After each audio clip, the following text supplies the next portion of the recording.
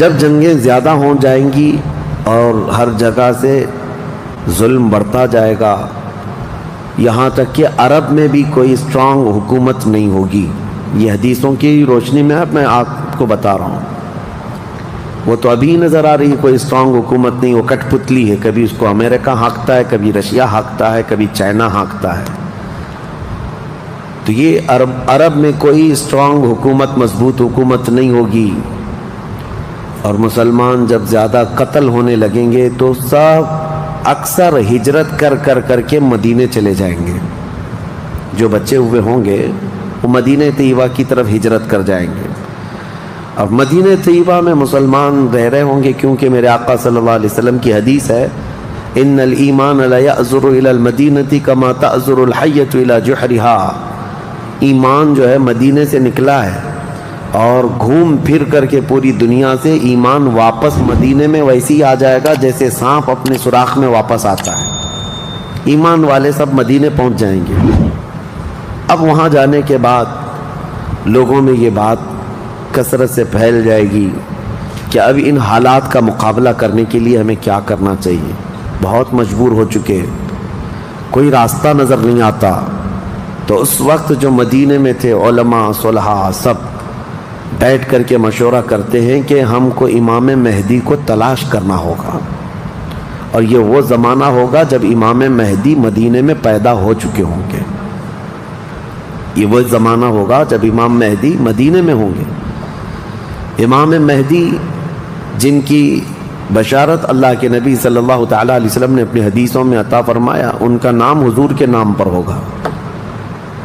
ان کا نام محمد ہوگا اور ان کے والد کا نام بھی حضور کے والد کے نام پر ہوگا. اور اللہ کریم کی طرف سے بھیجے جانے والے اس روئے زمین کے وہ آخری خلیفہ راشد ہوں گے.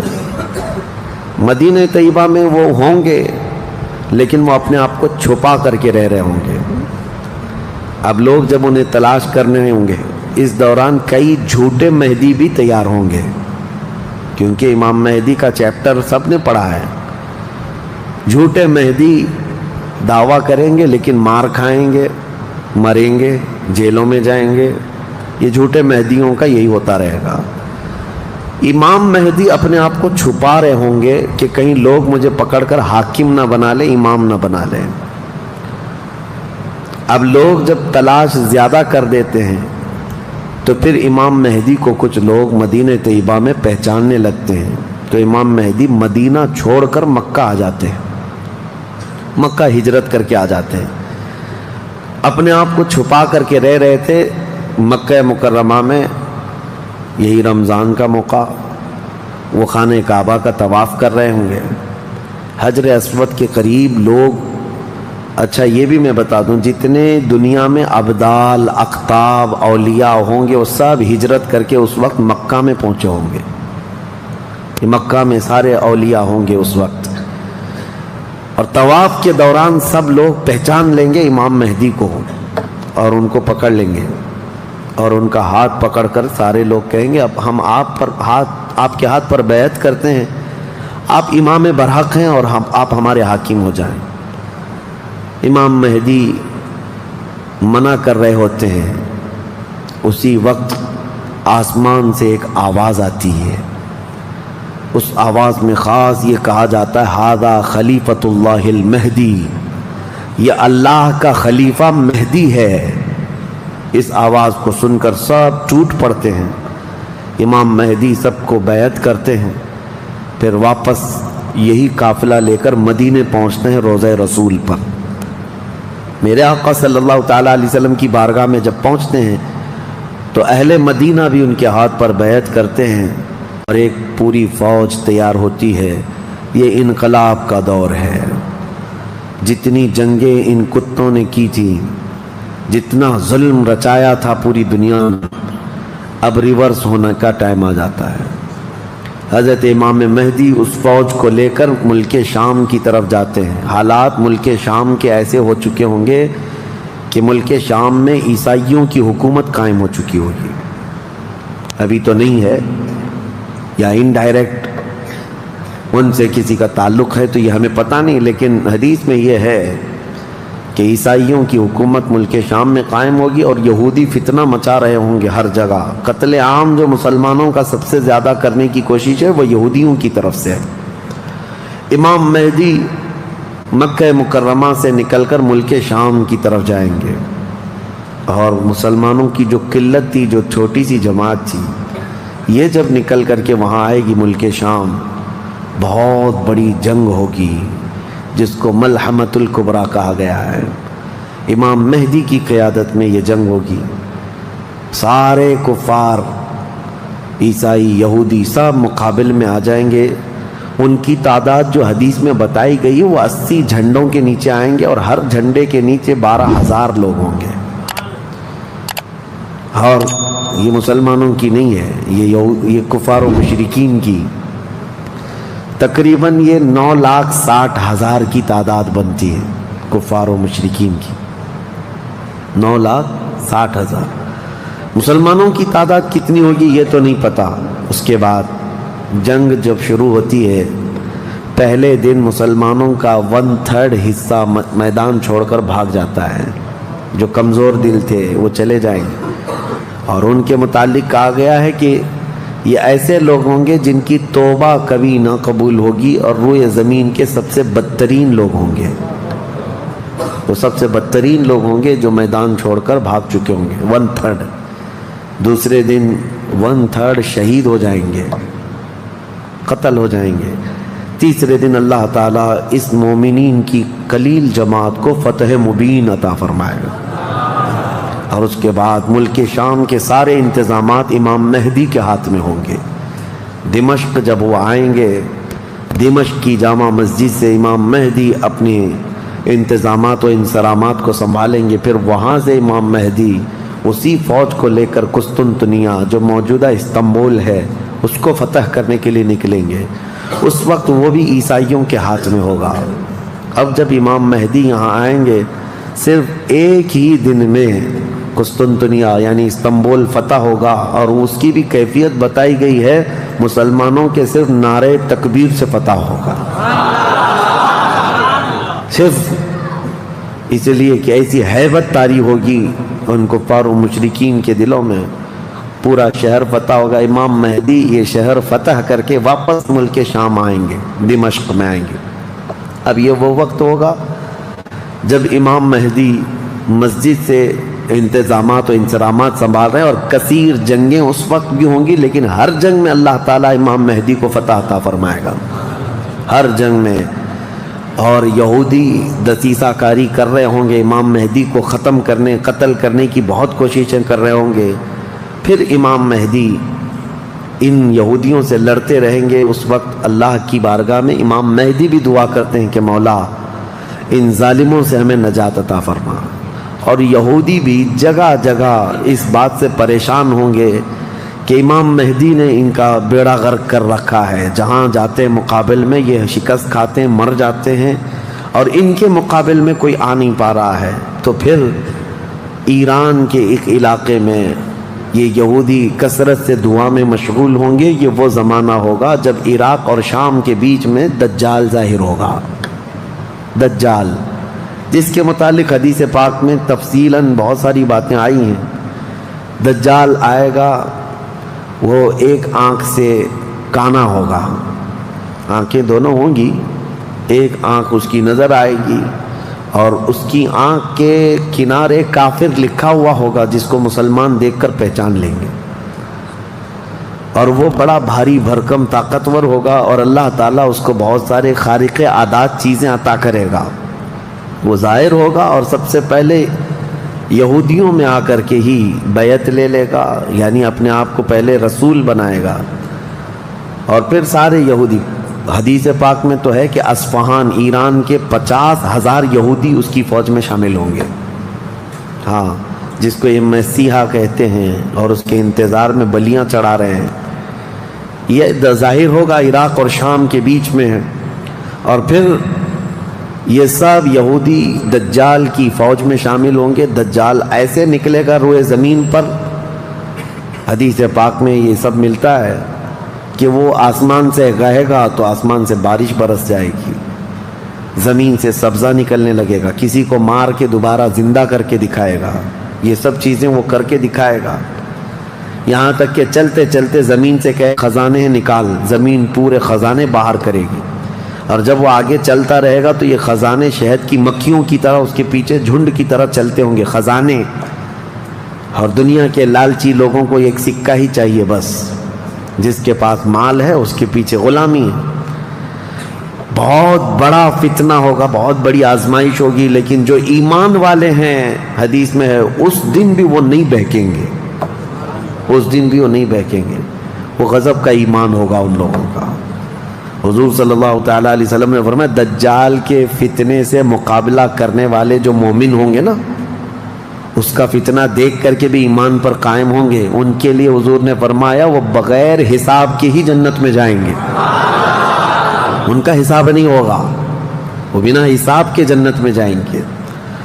تو دجال روئے زمین پر گھوم رہا ہوگا اور فتنہ مچا چکا ہوگا، پہلے تو رسول کہتا رہا، اس کے بعد پھر خدائی کا دعویٰ کرے گا کہ میں خدا ہوں۔ اس کی خدائی کو ماننے والے وہ یہودی بھی ہوں گے، عیسائی بھی ہوں گے، بہت سارے مسلمانوں میں بھی گمراہ ہو چکے ہوں گے، جن کا پہلے سے ایمان مضبوط نہیں تھا وہ اس کے پیچھے چل پڑیں گے، وہ ہزاروں کی تعداد میں لوگوں کو کافر بنا چکا ہوگا۔ میرے عزیزو، دجال تو بہت بڑی بڑی چیزیں دکھا رہا ہے، آسمان سے بارش برسا کر کے، زمین سے سبزہ اگا کر کے، اور اس وقت کئی لوگ گمراہ ہو جاتے ہیں۔ یہاں تو چھوٹی موٹے باباؤں کے پیچھے ہی گمراہ ہوتے ہیں، آج تو چٹھی نکال کر دکھا رہا ہے بابا، تو بھیڑ لگ چکی ہے کہ تم کیا کھائے ہو، کیا پیے ہو، کیا سوچ رہے ہو، چٹھی میں نکال کر کے دکھاؤں گا۔ چٹھی والے بابا کے پیچھے ہی ہزاروں چلے جاتے ہیں، تو دجال والے بابا کے پیچھے کتنے جائیں گے؟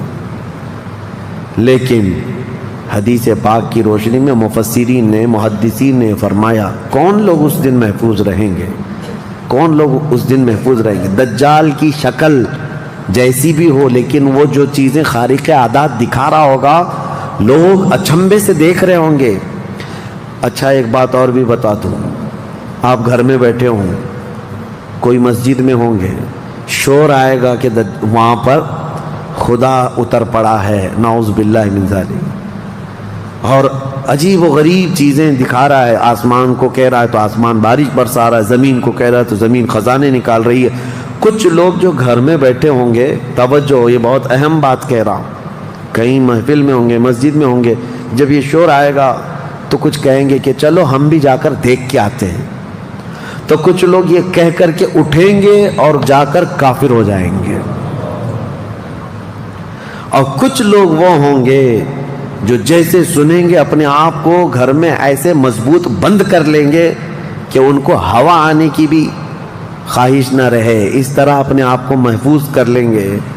اور بزرگوں نے لکھا ہے کہ اس وقت اس کے فتنے عروج پر ہوں گے، لوگوں میں صرف اور صرف چرچا یہی ہوگا۔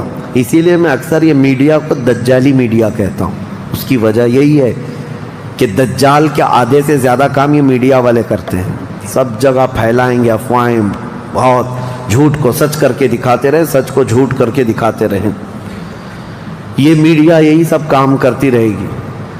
اس وقت کون لوگ محفوظ رہیں گے؟ بزرگوں نے لکھا ہے دجال کے قریب بھی جائے گا کوئی بندہ، لیکن اس کو دیکھ کر نہیں گمراہ ہوگا، تو یہ کون ہوگا؟ جس کا سینہ حضور کی محبت سے بھرا ہوگا، یہ وہی ہوگا، یہ وہی ہوگا جس کے لیے اعلیٰ حضرت نے فرمایا نا، تیرے قدموں میں جو ہیں غیر کا منہ کیا دیکھیں، حضور کے قدموں میں جو پڑے ہیں وہ غیر کا منہ کیا دیکھیں، کون نظروں میں جچے دیکھ کے تلوا تیرا۔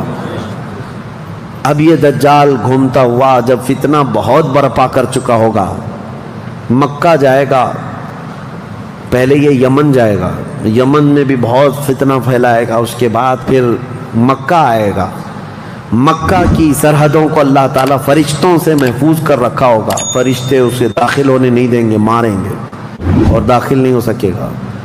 پھر مدینہ جائے گا، مدینہ طیبہ اپنی پوری فوج لے کر کے داخل ہونے کی، 2 شہروں کے علاوہ پوری دنیا کے ہر شہر گھومے گا، ہر شہر گھوم چکا ہوگا 2 شہروں کے علاوہ، مکہ مکرمہ، مدینہ طیبہ۔ مدینہ طیبہ کے سرحد پر آئے گا، وہاں پر بھی اللہ کے فرشتے پہرا دے رہے ہوں گے، میرے مصطفیٰ کا شہر ہے، دجال نہیں آ سکتا، لیکن اس کا شہرہ جب مدینے کے باہر بہت پھیل چکا ہوگا، مقام جرف ایک جگہ ہے، وہاں تک وہ پہنچ چکا ہوگا جہاں آج بادشاہ نے ایک پیلس بنایا ہوا ہے۔ ان لوگوں نے ایک پیلس بنا کر رکھا ہے وادی جرف میں، وہاں تک پہنچے گا تو مدینہ طیبہ کے ایک عالم وہ جائیں گے، اس سے مناظرہ کریں گے، ڈیبیٹ کریں گے۔ صرف مناظرے کے کرنے کی وجہ سے اس عالم دین کو وہ قتل کر دے گا، قتل کر کے اس کے بعد پھر ان کو دوبارہ زندہ کرے گا، اور اس کے بعد کہے گا کہ دیکھا میری طاقت۔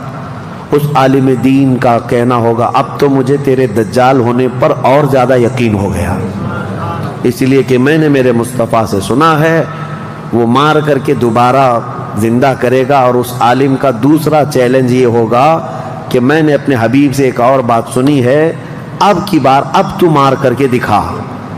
دوسری بار حدیث پاک میں ہے دوسری مرتبہ اس عالم کو قتل کرنے کی 1000 کوشش کرے گا لیکن مار نہیں سکے گا۔ وہ عالم ربانی بیان کریں گے، اللہ کے نبی صلی اللہ علیہ وسلم کی بیان کی ہوئی علامات یہی ہیں، ایک بار قتل کر کے اٹھائے گا لیکن دوبارہ وہ مار نہیں سکے گا۔ یہ فتنہ پھیلا ہوگا دجال کا، اور یہ گھومتے پھرتے ملک شام پہنچے گا جہاں امام مہدی ہوں گے۔ امام مہدی یہودیوں سے جنگ کرتے کرتے اور دجال کے فتنوں سے فیس کرتے کرتے وہاں پر ہوں گے، ملک شام میں، دمشق میں، دعا کر رہے ہوں گے اللہ ان کے فتنوں سے بچا۔ ایک عصر کی نماز ہوگی، جب امام مہدی نماز کے لیے جا رہے ہوں گے، 2 فرشتوں کے پروں پر ہاتھ رکھتے ہوئے سیدنا عیسیٰ علیہ السلام اتر جائیں گے۔ حضرت عیسیٰ علیہ السلام اب بھی باحیات ہیں آسمانوں پر، اللہ کریم ان کو اتارے گا، وہ آئیں گے۔ حضرت امام مہدی فوراً ہی حضرت عیسیٰ علیہ السلام کو پہچان لیں گے اور آپ کا ہاتھ پکڑ کر کے وہ لائیں گے، اور امامت کے لیے جب وہ آگے بڑھائیں تو عیسیٰ علیہ السلام نماز نہیں پڑھاتے ہیں، امام مہدی سے کہتے ہیں امام آپ ہی ہوں گے، حاکم آپ ہی ہوں گے، منتظم آپ ہی ہوں گے۔ اب عیسیٰ علیہ السلام یہ بیان فرمائیں گے میں تو صرف اور صرف دجال کے قتل کے لیے آیا ہوں۔ اس کے بعد امام مہدی نماز سے فارغ ہو کر اللہ کا شکر بجا لائیں گے، پھر یہ عیسیٰ علیہ السلام کی معیت میں جیسی باہر نکلیں گے، حدیث پاک میں ہے عیسیٰ علیہ السلام کی سانس یا ان کی خوشبو جہاں تک جائے گی دجال اتنا تیز پگھلتا چلا جائے گا، قریب نہیں آ پائے گا۔ اب وہ ادھر ادھر بھاگا پھر رہا ہوگا عیسیٰ علیہ السلام کے خوف سے۔ عیسیٰ علیہ السلام جس وقت آئیں گے وہ سنہرا دور حدیث پاک میں ہے، اب عیسیٰ علیہ السلام صلیب کو توڑ دیں گے کہ عقیدہ ختم کرو، خنزیر کو ماریں گے، جزیہ ختم کریں گے، اور اس کے بعد عیسیٰ علیہ السلام اس ملعون دجال کو بھگاتے بھگاتے مقام لد پر لے جائیں گے جو آج اسرائیل میں ہے، وہاں تک لے کر جائیں گے۔ مقام لد پر عیسیٰ علیہ السلام اس کو اپنے تیر سے ماریں گے، ختم ہو چکا ہوگا۔ دجال کے جتنے ہمراہی تھے ان کو بھی عیسیٰ علیہ السلام ختم کر دیں گے۔ اب جب واپس عیسیٰ علیہ السلام دمشق پہنچیں گے ملک شام، تو حدیث پاک میں پوری روئے زمین پر ایک بھی کافر نہیں ہوگا، جو ہوگا وہ مسلمان ہوگا۔ یہ وہ وقت ہے جس کا وعدہ اللہ نے قرآن میں فرمایا هو الذی ارسل رسولہ بالہدی ودین الحق لیظہرہ علی الدین کلہ، وہی اللہ ہے جس نے اپنے رسول کو ہدایت کے ساتھ بھیجا ہے تاکہ اپنے دین کو ساری دنیا پر غالب کرے۔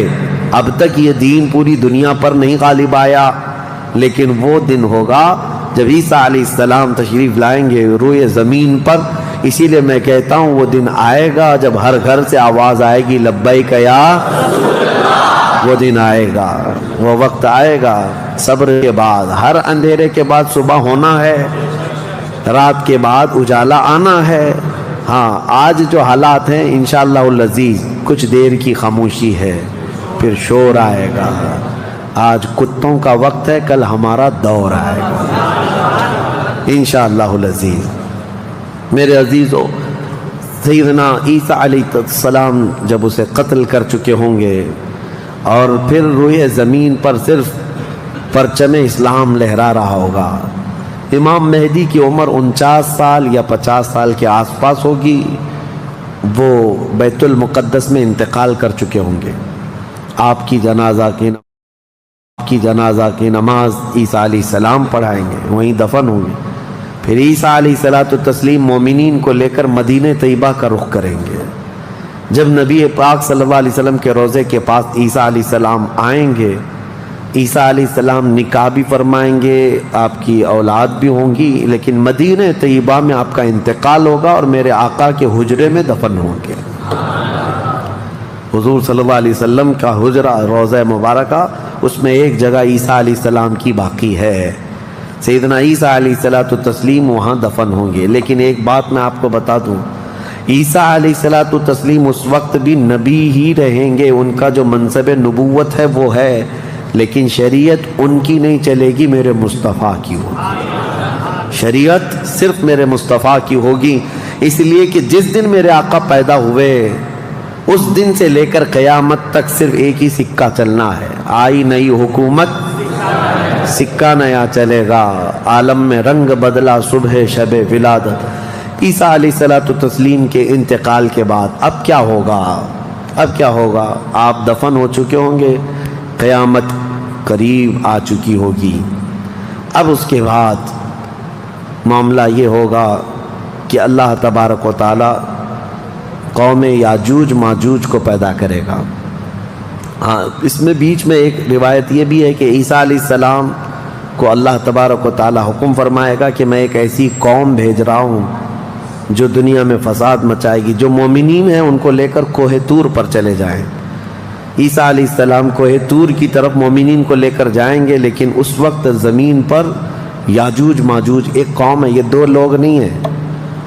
بہت سارے لوگوں کے ذہن میں ایسی بات آتی، یاجوج ماجوج دو آدمی ہوں گے، دو آدمی نہیں ہے، بہت بڑی فوج ہے، بہت بڑی فوج ہے، اور یہ ابھی موجود ہے۔ یافس بن نوح کی اولاد میں سے یہ ایک جزیرے میں قید ہے، وہ واللہ عالم، لیکن قرآن میں 16ویں پارے میں اس کا ذکر ہے کہ حضرت سکندر ذوالقرنین نے ایک لوہے کی پگھلا کر کے پہاڑوں کے بیچ دیوار بنا کر ان کو قید کر رکھا، یہ قوم آ نہیں سکتی۔ لیکن قیامت کے قریب وہ سد سکندری جو باندھی ہوئی دیوار ہے وہ ٹوٹ کر گر جائے گی، یاجوج ماجوج پورے باہر نکل آئیں گے، اور جیسے آئیں گے وہ جس ندی کے کنارے سے گزریں گے پورا پانی پی جائیں گے، وہ جو درخت ملے جو کچھ بھی ہو سب کھا جائیں گے، کچھ بھی نہیں، یہاں تک کہ یہ وہ زمانہ ہوگا حضرت عیسیٰ علیہ السلام ابھی موجود ہوں گے، ان کے انتقال سے پہلے ہی یہ یاجوج ماجوج آئیں۔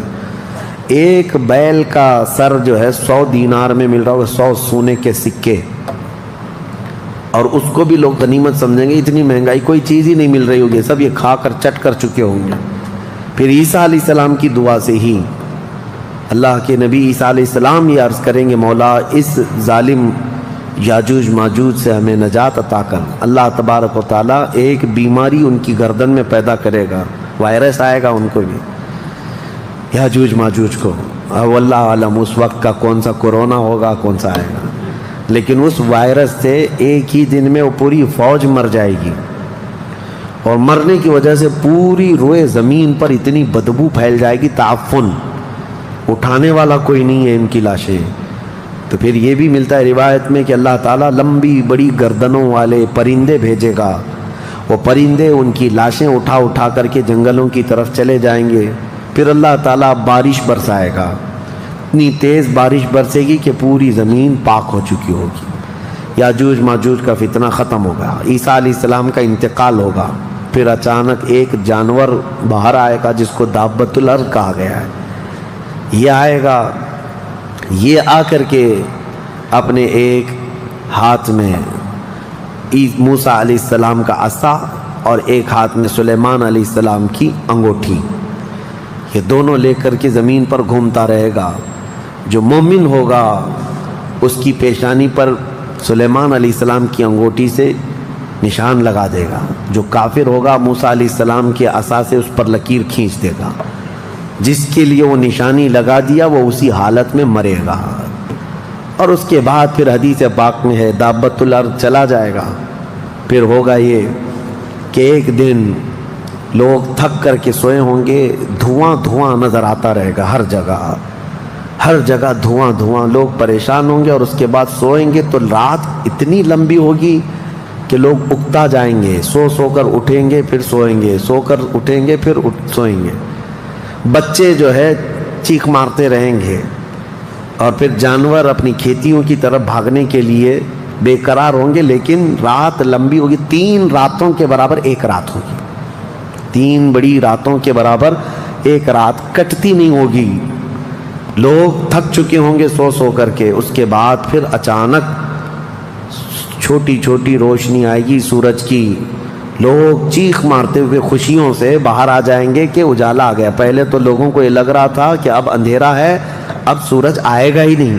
لیکن جیسی روشنی آنے لگے گی سب بھاگ کر کے باہر آئیں گے. لیکن دیکھیں گے اس وقت تو سورج جو ہے پچھم کی طرف سے نکل رہا ہوگا. ابھی سورج کہاں سے نکلتا ہے؟ پورب, ایسٹ سے نا, مشرق سے. اس دن سورج ویسٹ کی طرف سے, مغرب کی طرف سے نکل رہا ہوگا, پچھم کی طرف سے. پہلے ہلکا ہلکا نکلے گا سورج. یہ دیکھ کر کے جو لوگ بہت لمبا سو کر کے آئے ہوں گے گھبرا جائیں گے کہ آج کیا ہوا. یہ وہ دن ہوگا کہ میرے آقا نے فرمایا توبہ کا دروازہ بند ہو چکا ہوگا. اس کے بعد پھر کسی کا ایمان بھی قبول نہیں, کسی کی توبہ بھی قبول نہیں. یہ لاسٹ دن ہے توبہ کا. لاسٹ دن کیا, اس سے پہلے جو گزری رات لاسٹ تھی, رات لاسٹ تھی. سورج نکل کر کے آئے گا دھیرے دھیرے دھیرے. اس کے بعد دوپہر کا وقت جتنا ہوتا ہے اتنے وقت تک وہ آئے گا, اور اس کے بعد پھر واپس مغرب کی طرف ہی چلا جائے گا. ایسا نہیں کہ پچھم سے نکل کر کے پورب میں ڈوبے گا. آدھے تک آئے گا دوپہر تک, اور اس کے بعد سورج پھر اپنے معمول کے مطابق جیسی روٹین ہے واپس پھر پچھم کی طرف چلا جائے گا, ڈوب جائے گا. یا آخری دن ہے, اب کسی کا ایمان کام نہ کرے گا, اب کسی کی توبہ کام نہ کرے گی. اب معاملات کیا ہوں گے؟ دھیرے دھیرے مومنین کا انتقال شروع ہوگا. تو نئے مومن نہیں ہوں گے, مومن انتقال کرتے جائیں گے, حکومتیں پھر سے ختم ہو جائیں گی. ایک روایت یہ بھی ملتی ہے جہجہ نام سے ایک اور بزرگ جو حکومت کریں گے چند سال, لیکن اس کے بعد پھر عادل حکمران نہیں آئیں گے, ختم ہوتے چلے جائیں گے. اب مسلمانوں کی تعداد جب گھٹنے لگے گی تو پھر بے حیائی بہت بڑھ جائے گی, اتنی کہ کھلے عام زمین پر سب کچھ ہونے لگے گا. ننگا پن, جانوروں کی طرح لوگ زنا کرتے رہیں گے. سڑکوں پر, روڈوں پر, راستوں پر سب کھلے عام گناہ ہو رہے ہوں گے. بے حیائی بڑھ چکی ہوگی. یہاں تک کہ حبشیوں میں سے, اب کالے لوگوں میں سے ایک جماعت جائے گی خانہ کعبہ کو بھی گرا دے گی. یہ وہ زمانہ ہوگا جب مومنین ختم ہو چکے ہوں گے. اب اس کے بعد ایک ٹھنڈی ہوا چلے گی, نرم. اس کے متعلق فرمایا گیا ہے بہت نرم ہوا, میٹھی ہوا چلے گی, اور پوری دنیا میں چلے گی. جو مومن ہوگا وہ ہوا ان کے بغلوں سے گزرے گی تو وہ اسی وقت انتقال کر جائیں گے. ایمان والے ختم ہو چکے ہوں گے. اب میرے آقا صلی اللہ علیہ وسلم فرماتے ہیں روئے زمین پر اللہ اللہ کہنے والا کوئی بھی باقی نہیں رہے گا. یہ اینڈ لاسٹ مومنٹ پر میں آ رہا ہوں, ختم ہونے کے قریب ہے. سب مومنین انتقال کر چکے ہوں گے اس ہوا کے بعد. اس کے بعد چند سال زندگی گزرتی رہے گی نارمل, لوگ اپنے اپنے کاموں میں مصروف ہوں گے. پھر اچانک ایک دن حضرت اسرافیل علیہ السلام سور پھونکیں گے. یہ سور ایک باجے کی شکل کی چیز ہے, دھیمی دھیمی آواز اس کی بڑھتی جائے گی. اب یہ آواز اتنی تیز بڑھے گی کہ دھماکہ ہوگا پوری زمین پر, زلزلہ آ جائے گا. اتنا بڑا زلزلہ آئے گا کہ قرآن میں ہے یوم ترونہا تذہل کل مرضعۃ عما ارضعت وتضع کل ذات حمل حملہا. تم اس دن دیکھو گے حمل والی عورتوں کے پیٹ سے بچے باہر آ جائیں گے. ہر آدمی جو دودھ پلانے والی ماں جو ہے بچے کو لے کر بیٹھی ہوگی, اس آواز پر وہ بچے کو اٹھا کر پھینک دے گی. کوئی ماں اپنے بچے کو پھینکے گی؟